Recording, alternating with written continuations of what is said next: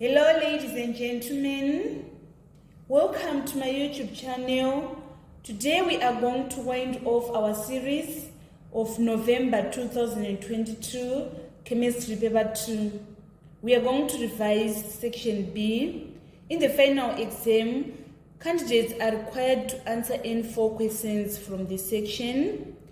We are supposed to write your answers on a separate answer paper provided. Number 6A, Table 6.1 shows properties of some of the Group 2 elements. We are having beryllium, magnesium, calcium. We are given their melting points, their boiling points, and their reaction with water. So on number 6A, part 1, we are supposed to compare the melting point of strontium with that of beryllium. So strontium is below calcium in the group 2 elements. Can we see the trend that we are observing here? The melting point and boiling points in group 2 decreases down the group.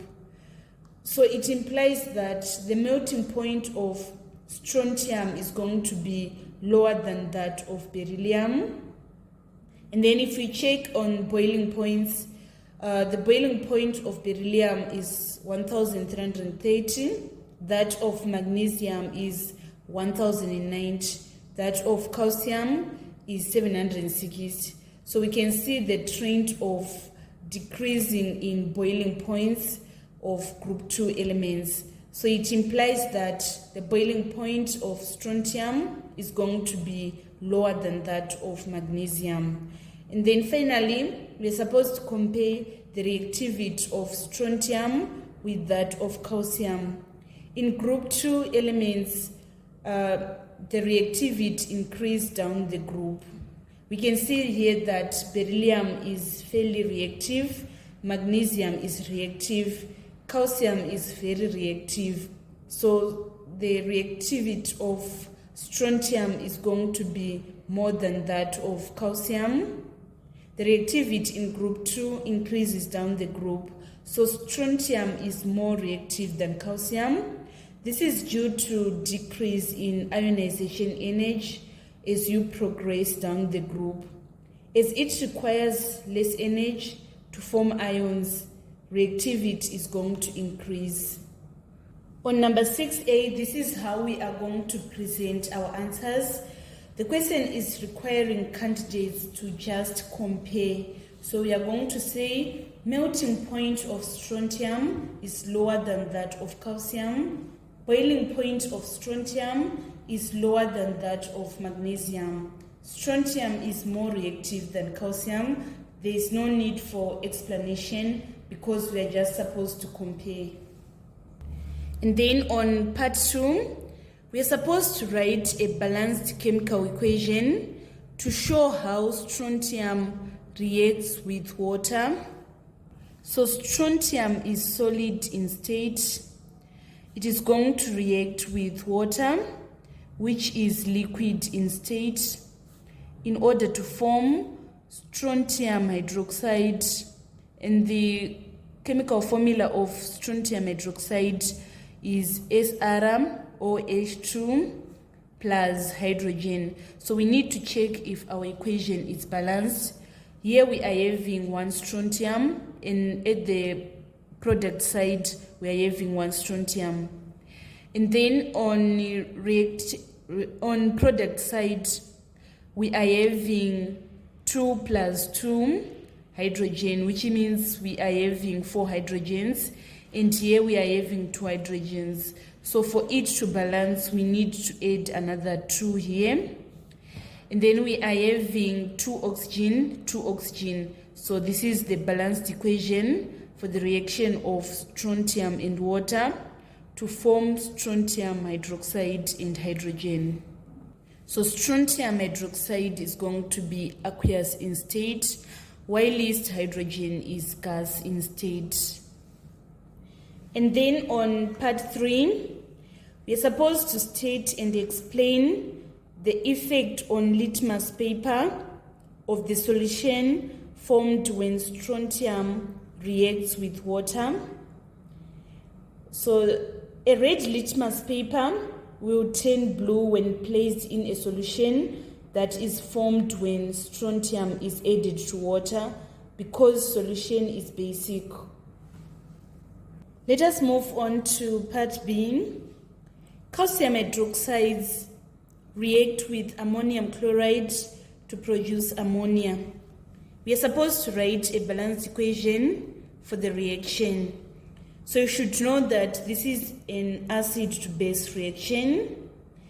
Calcium hydroxide is going to act as the base, while this ammonium chloride is going to act as acid salt. It is not fully an acid or a salt. It is a combination of strong acid and weak base that make it to show acidic nature. So here we are having calcium hydroxide, which is solid in state, reacting with ammonium chloride, which is aqueous in state. So you should know that you are going to form salt plus water because it is an acid to base reaction. So the salt that is going to be formed is calcium chloride, and this is the formula for calcium chloride. And then we are going also to form water and ammonia. Now we need to balance our equation. This calcium chloride is going to be in aqueous state, and then our water is going to be in liquid state, and then ammonia is going to be in aqueous state. We need to balance our equation. We are having one calcium at the reactant side and one calcium at the product side. And then we are having 2 oxygens in the reactant side, and here we are having 1 oxygen. So for it to balance, we need to add another 2 here. And then we now have 2 hydrogen plus 4 hydrogens in order to get 6 hydrogens at the reactant side. And then here we are having 4 hydrogens plus 3 hydrogens. So for it to balance, we need to put a 2 here, so that at the reactant side, we are going to have 8 plus 2, which is equals to 10 hydrogens. And here we are having 4 hydrogens. So for it to balance, we need to add another 2 here, so that if we say 2 times 3, we get 6. 6 plus 4, we get 10. Now we have 10 hydrogens at the reactant side and 10 hydrogen at the product side. So it is now balanced. And then we have 2 chlorine here, 2 chlorine here, 2 nitrogens, 2 nitrogens. So this is the balanced equation for the reaction of calcium hydroxide and ammonium chloride. And then on B part 2, we are supposed to calculate the volume of ammonia produced at room temperature and pressure if 2.14 grams of ammonium chloride were used. So we need to use this information to find the number of moles of ammonia. So from our balanced equation, we are having 2 moles of ammonium chloride giving us 2 moles of ammonia. So let us use the information we are given to find the number of moles of ammonium chloride. We are going to say number of moles is equals to given mass over molecular mass. So the given mass is 2.14 grams, and then we need to calculate the molecular mass of ammonia, of ammonium chloride. So the relative atomic mass of nitrogen is 14, and then we are having 4 hydrogens, so we are going to say plus 4, and then the atomic mass of chlorine is 35.5. So we need to sum in order to find the molecular mass of ammonium chloride. Let us punch on the calculator. 14 plus 4 plus 35.5. we are getting 53.5. That is going to be the molecular mass of ammonium chloride. Next, we want to calculate the number of moles of ammonium chloride. We say given mass over mR. That is the formula of calculating the number of moles. So the given mass, we are given that it is 2.14, and then the molecular mass is 53.5. So let us punch on the calculator. 2.14 divided by 53.5. We are getting 0.04 moles. According to the balanced equation, same number of moles of ammonium chloride is giving us same number of moles of ammonia. So it means that the number of moles of ammonia is also 0.04 moles. You should know that 1 mole of ideal gas occupying 22.4 liters at room temperature and pressure. So we are going to use the proportion. If 1 mole is equals to 22.4 liters, what about 0.04 moles? It is going to be less. So we are going to say 0.04 over 1 times 22.4 liters. Let us punch on the calculator. 0.04 times 22.4, we are obtaining 0.896. So it implies that the volume of ammonia produced is equals to 0.896 liters. This was the complete solution for number 6. These are all the answers for number 6. So in summary, the melting point of strontium is lower than that of calcium. The boiling point of strontium is lower than that of magnesium.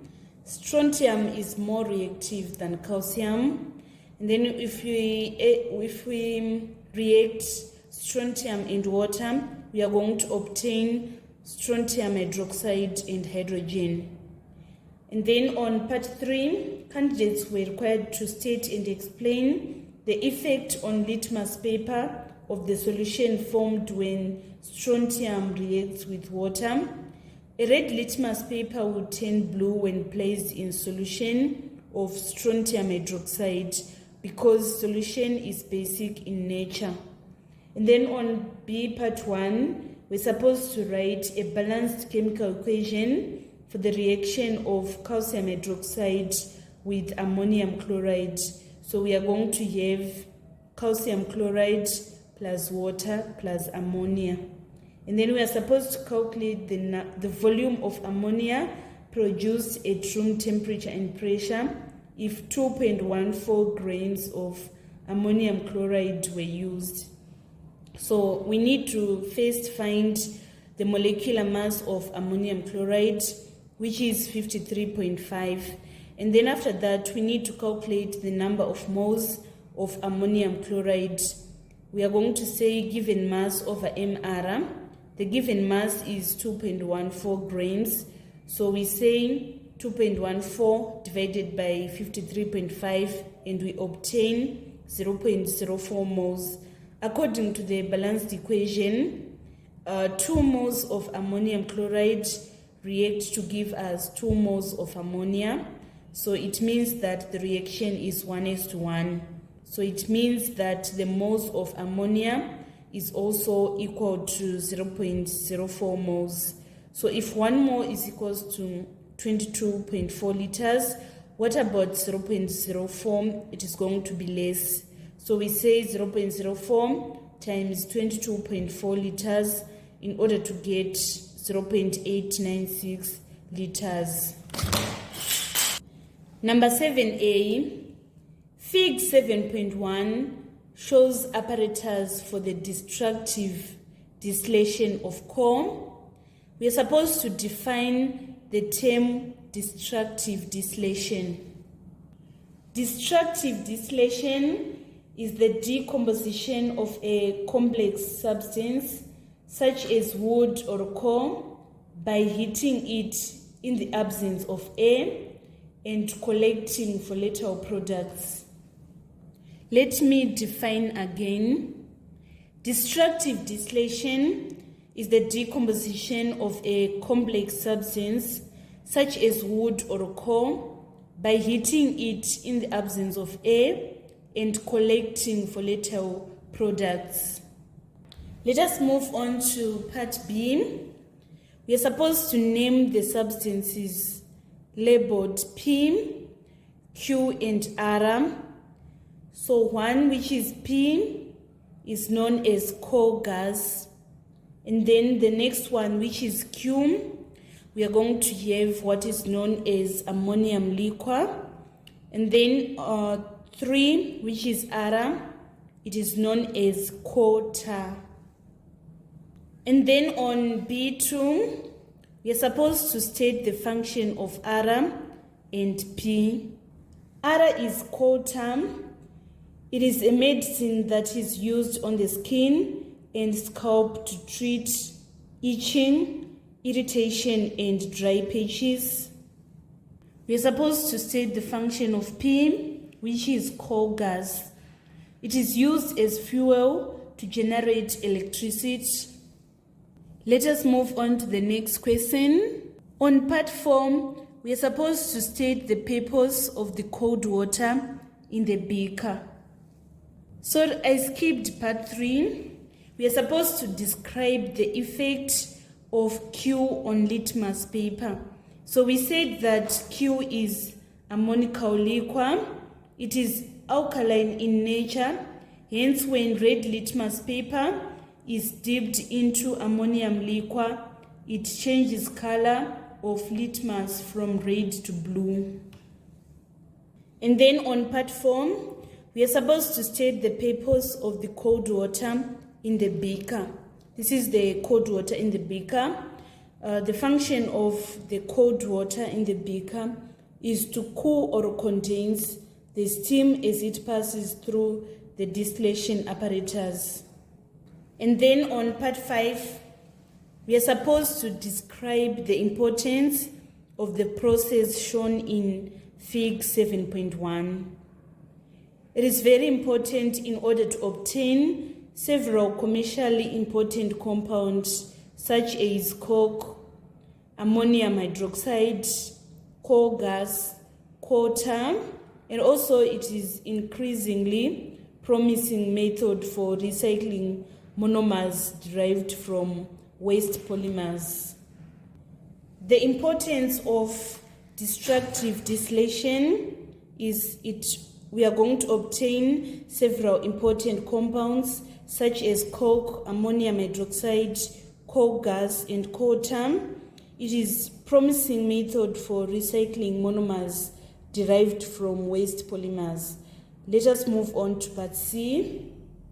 On C part 1, we are supposed to state 2 differences in physical properties that distinguish transition elements from group 2 metals. In the periodic table, transition metals are the ones that are found on the bridge between group 1, group 2, and group 3 elements. The elements that are on that bridge are known as transition metals. So transition metals are much stronger, denser, and harder than group 2 elements. Their melting points are also much higher.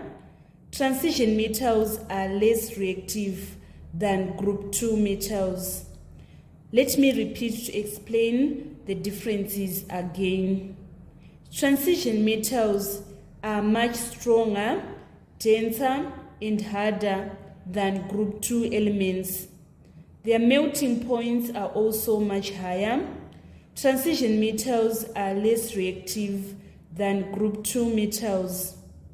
And then on C part 2, we are supposed to explain why most oil paints contain transition element compounds.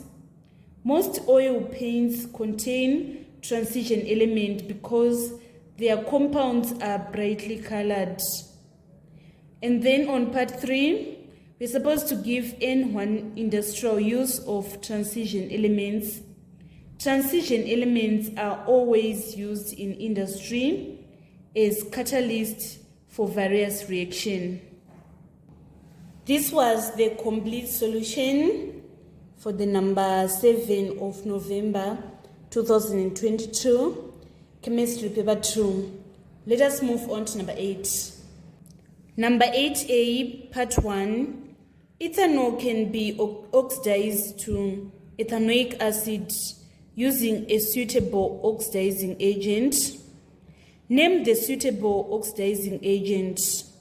We are going to use potassium dichromate or potassium permanganate. Potassium dichromate is acidified with dilute sulfuric acid to oxidize ethanol into ethanoic acid. And then on part 2, we are supposed to state n observable changes that occur during the oxidation process. So when ethanol is converted to ethanoic acid by using acidified potassium dichromate, the color is going to change from orange to green. Potassium dichromate is orange in color, so when ethanol is converted into ethanoic acid, it is going to change from orange to green. And then on part 3, we are supposed to suggest how the reaction can be used to estimate the amount of ethanol in alcoholic drinks. So we are going to use redox titration to find the concentration of ethanol in an aqueous solution. Ethanol is oxidized to ethanoic acid by reacting it with an excess potassium dichromate in acid. Amount of unreacted dichromate is then determined by adding potassium iodide solution, which also oxidizes potassium dichromate, forming iodine. Iodine is then titrated with standard solution of sodium thiosulfate, and the titration results are used to calculate ethanol content of the original solution. Let me explain again. We use redox titration to find the concentration of ethanol in an aqueous solution. Ethanol is oxidized to ethanoic acid by reacting it with an excess potassium dichromate in acid. Amount of unreacted dichromate is then determined by adding potassium iodide solution, which is also going to oxidize potassium dichromate, forming iodine. Iodine is then titrated with standard solution of sodium thiosulfate, and the titration results are used to calculate ethanol content of the original solution. And then on part 4, we're supposed to describe a chemical test that can be used to distinguish between ethanol and ethanoic acid. So we need to take 2 test tubes and add ethanol and ethanoic acid in test tube, and we label it A and B. After that, we need to add sodium carbonate in both test tubes. Test tube that will produce effervescence of carbon dioxide gas will contain ethanoic acid. Ethanol don't evolve carbon dioxide gas, so this is the reaction that can be used to distinguish ethanol and ethanoic acid. So this is the chemical test to distinguish ethanol and ethanoic acid. There's also litmus paper test. Ethanol is neutral compound and does not change the color of litmus paper. And then ethanoic acid turns blue litmus paper red, indicating that it is acidic in nature. And then on B, part 1, we're supposed to describe the observations made when sodium hydrogen carbonate reacts with propanoic acid. We are going to have effervescence or a fizzing that is going to be observed due to the release of carbon dioxide gas. On B, part 2, we are supposed to write the chemical equation for the reaction. The reaction of propanoic acid and sodium hydrogen carbonate. It is going to give us sodium propanoate, water, and carbon dioxide. So the formula of propanoic acid is C3H6O2, and the formula of sodium hydrogen carbonate, we say sodium hydrogen carbonate. This is going to give us sodium propanoate, which is C3H5O2 sodium plus water plus carbon dioxide. So this is the balanced equation of the reaction of propanoic acid and sodium hydrogen carbonate to give us sodium propanoate plus water plus carbon dioxide. And then on part 3, we are supposed to state any 3 advantages of using herbal medicines over modern pharmaceutical drugs. So the 3 advantages of using herbal medicine over modern pharmaceutical drugs is that herbal medicines are freely available and less expensive compared to pharmaceutical drugs. Herbal medicines tend to be more effective for long-standing health complaints that don't respond well to pharmaceutical drugs. They typically have fewer side effects and may be safer to use over time. Also, they have good effect in treatment of a wide range of diseases and conditions. Let us move on to the next question. On part 4, we are supposed to suggest any 2 methods of conserving herbs to preserve their continued use as medicines. So natural reserves and wild nurseries are typical methods to retain medical efficacy of plants in their natural habitats, whilst botanic gardens and seed banks are important for egg suit conservation and future replanting. So on methods of conserving herbs to preserve their continued use, we have natural reserves and wild nurseries are typical methods to retain medical efficacy of plants in their natural habitats. And then botanic gardens and seed banks are important for egg suit conservation and future replanting. This was the complete solution for number 8. Let us move on to number 9. Number 9A, the quality of water from 4 different sources, that is W, X, Y, and Z, was analyzed. Table 9.1 shows the concentrations of the ions that were found in each source and the pH of the water. We are supposed to identify with the reasons the water source that is most suitable for crop production. So for crop production, I think we need source Z because it has higher concentration of nitrates. Farmers use fertilizers with nitrates to help crops to grow and increase yields. Water for irrigation should have pH between 5 and 7. So source Z pH is in that range. And then the salts of sodium, calcium, magnesium, and potassium may be injurious in irrigation water. In Z, the concentration are acceptable. It should not have excessive concentration of chloride, as it can cause toxic to plants. And then for human consumption, we are going to select Y. The pH that is recommended for drinking water is between 6.5 to 8.5, which means according to pH, all sources are in acceptable range.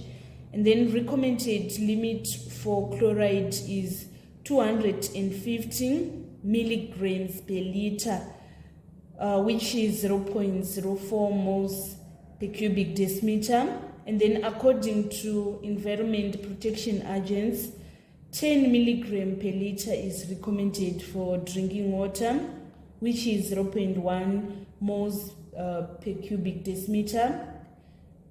So the reason why these are the reasons that we are going to select Y as the suitable source for drinking water. And then on part 2, we're supposed to explain why the pH of water is monitored during treatment of wastewater. pH of water is monitored during treatment of wastewater. This is because controlling pH during wastewater treatment is important because it allows industrial facilities to reduce contaminants to a level that makes the effluent safe once released into the environment. And also water at the lower end of pH scale can degrade pipes and tapes, allowing toxic materials to seep into water supply. So if pH level is too high, it can cause unpleasant taste. So that is the reason why we should monitor pH in wastewater treatment. And then on B part 1, we are supposed to write 2 balanced chemical equations to show how iron 3 oxide is reduced in the blast furnace. In the blast furnace, we are going to feed coke, and then the coke react with oxygen in order to give us carbon monoxide. So we are having carbon or coke reacting with oxygen in order to give us carbon monoxide. So let me explain again. We are having a coke or carbon. It is going to react with oxygen to produce carbon dioxide, not carbon monoxide. So here we are going to have carbon dioxide, and then that carbon dioxide is going to react with coke to give us carbon monoxide. So we say carbon dioxide plus coke to give us carbon monoxide. This carbon monoxide is now going to act as reducing agent, and it reacts with iron ore to give us molten iron. So this is our iron ore, which is Fe2O3 plus carbon monoxide in order to give us iron and carbon dioxide. So we need to balance our equation. Here we are having 2 ions, so we need to put a 2 here. And then we are having 4 oxygens at the reactant side, and here we are having 2. So for it to balance, we are going to put our 3 here and also 3 here. Now we have the balanced equation, iron ore plus carbon monoxide in order to give us iron and carbon dioxide. And then on part 2, we are supposed to describe and explain how impurities are removed in the blast furnace. So one of the raw materials that we are going to feed in the blast furnace is limestone, which is known as calcium carbonate. Limestone decomposes, forming calcium oxide. This is a fluxing agent and combines with impurities to make sludge, which floats on top of the molten iron and can be removed. So we are going to say calcium oxide plus silicon dioxide in order to get calcium silicate. And then on part C, we're supposed to describe and explain the physical and chemical properties of soap that makes it suitable for its use. It has cleansing properties which give it ability to remove dirt and oil from the skin. It has that biological relevance. It has two distinct ends: hydrocarbon end, which is lipophilic and nonpolar, and hydrophilic end, which is polar. Nonpolar is capable of dissolving nonpolar molecules, whereas polar end dissolves polar molecules. Soaps solubilize particles, making it easier for them to be separated from the article being cleaned. So this marks the end of our tutorial today on section B of chemistry, paper 2, that was written in November 2022. Thank you so much, guys, for following me on this channel. Please don't forget to subscribe, like, and share my videos. I love you all. This is Eve signing out.